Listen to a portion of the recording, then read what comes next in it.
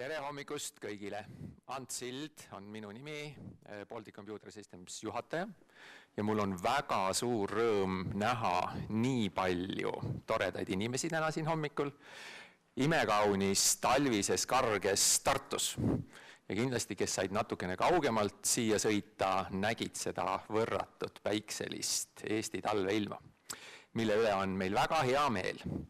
Ja tänane konverents asjaajamine muutuvas ajas on ajalooline, ta on selle aasta siiamaani kõige suurem. Ta jääb üheks ilmselt suurematest kogu selles seerias see aasta. Tark e-riik, toimuvad teabepäevad ja koolitused ja konverentsid. Ja kolmandaks on selle asja võlu veel selles, et ta on 3 asutuse, Majandus- ja Kommunikatsiooniministeeriumi, Rahvusarhiivi ja Riigi Infosüsteemi Ameti ühislooming ja algatus. Ja kõik me IT-maailmas teame väga hästi, kui tähtis on koostöö, omavaheline infovahetus, meie süsteemide, teadmiste ja tegemiste integratsioon. Nii et see on tänane kahtluseta see teema võti ka. PCS koolitus on selle päeva korraldaja ja PCS juhatajana mul on väga hea meel, et juba mitu aastat on PCS koolitus saanud olla partneriks nii Riigi Infosüsteemi Ametile kui ka paljudele teistele. Teile IT kõiksuguste koolituste ja seminaride korraldamisel. Veel üks väga tähtis info on ikkagi see, et see teabepäev toimub, nagu te kõik juba oskate aimata, Euroopa Liidu struktuurifondide programmi infoühiskonna teadlikkuse tõstmine raames ja raha selleks on suuresti tulnud Euroopa Regionaalarengu Fondist. Mis on selle asja mõte ja miks seda nüüd peab veel toonitama? Meil on jäänud ilmselt veel 7 aastat nende toetusrahadega ja need saavad igal juhul ühel hetkel otsa. Ja see 7 aastat aastal 2021 ilmselt me tõdeme, et on läinud linnulennul. Nii et ilmselt kõikides tänastes meie strateegiates ja meetmetes on väga oluline arvestada, et mida me teeme pärast seda, kui me enam nende abisaajate riikide hulka ei kuulu. Nii et kõik meie meetmekavad, kaasa arvatud meie dokumendihaldussüsteemid ja strateegiad peavad täna juba arvestama sellega, milline on väljumisstrateegia. Et me Iirimaa neid valusaid näiteid ja kogemusi ei peaks kordama. Korraldusliku poole pealt veel.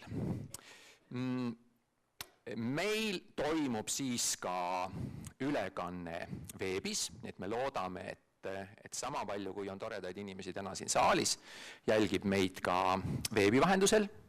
Nii et lingilt www.ria.ee on see tänane konverents ka järelvaadatav. Sinna saavad tulema ka esinemiste slaidid ja selle kohta te saate vaadata siis sealt veebileheküljelt või saate ka teavituse tagasiside palvega samuti pärast meie üritust. Mobiilid, nagu ikka, palun pange vaikseks, ärme sellega eksita. Küsimuste esitamine ja kommentaaride esitamine on väga teretulnud ja selleks on meil 2 võimalust. Esimene on muidugi see, et meie, kes võtsime vaevaks tõesti siia täna saali kohale tulla, saame eesõiguse.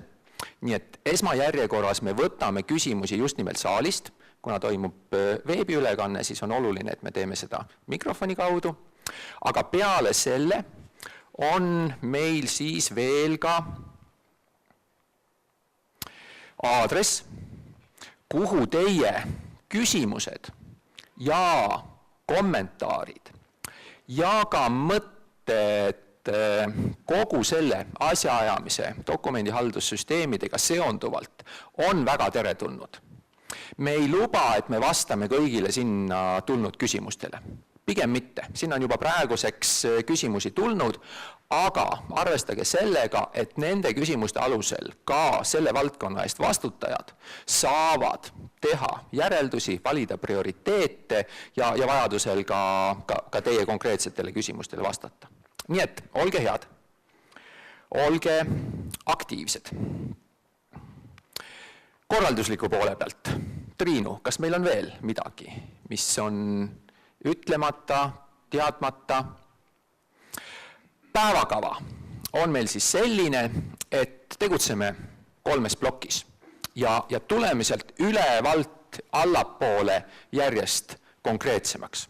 Esimene selline tõesti üleüldine infoühiskonna arengukava vaade üldiselt, pärast seda pakutakse meile lõunat, siis räägime rohkem dokumendihalduse ja sellega seonduvatest küsimustest üldisemalt ja viimases plokis läheme siis arenduse prioriteetide, valukohtade, arendusteemade juurde.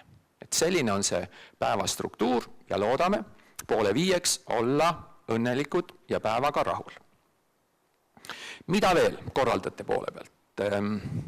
Natukene selle päeva tonaalsusest, kuidas meie korraldajatena oleme seda mõelnud ja need märksõnad ehk on sisult konstruktiivne, vormilt positiivne.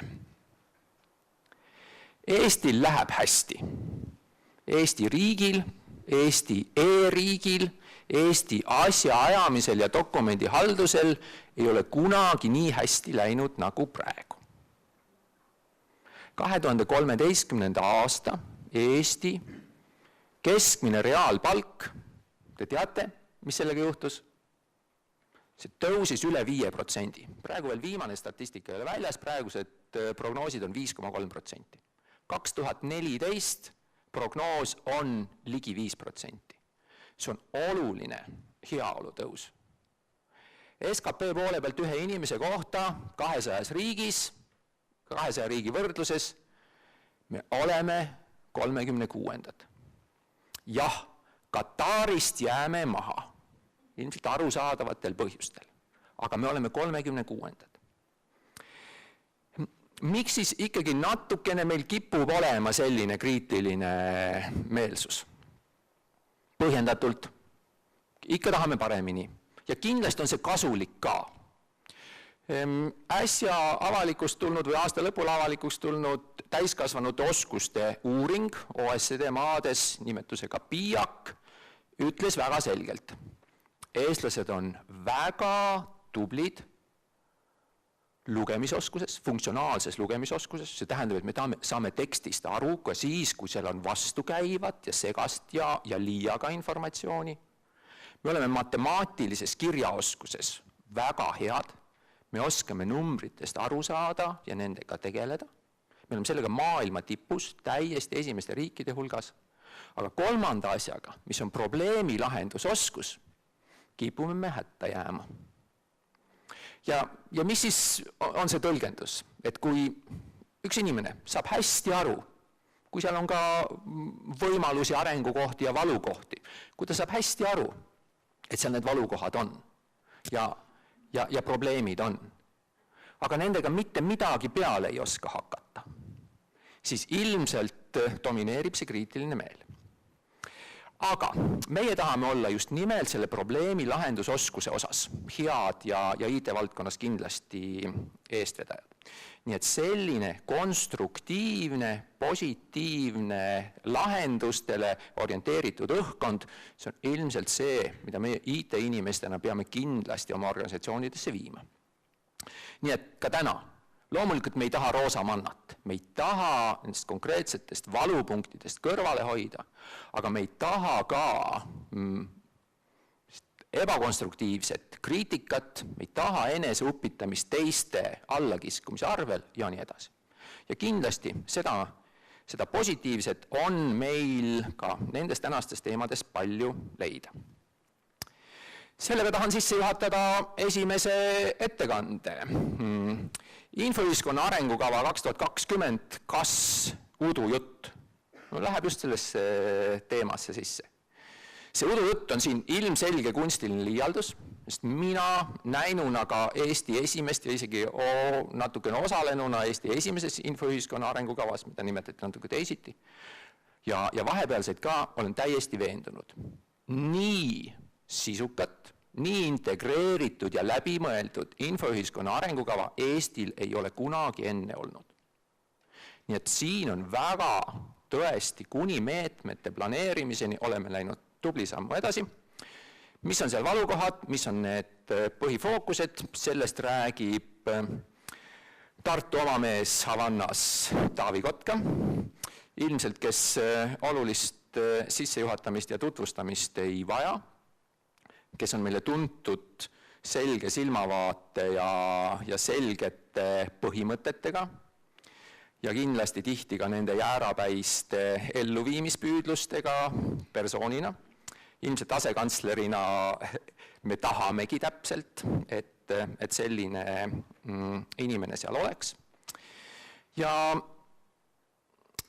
ole hea, Taavi. Sissejuhatuseks rohkem mul midagi lisada ei olegi.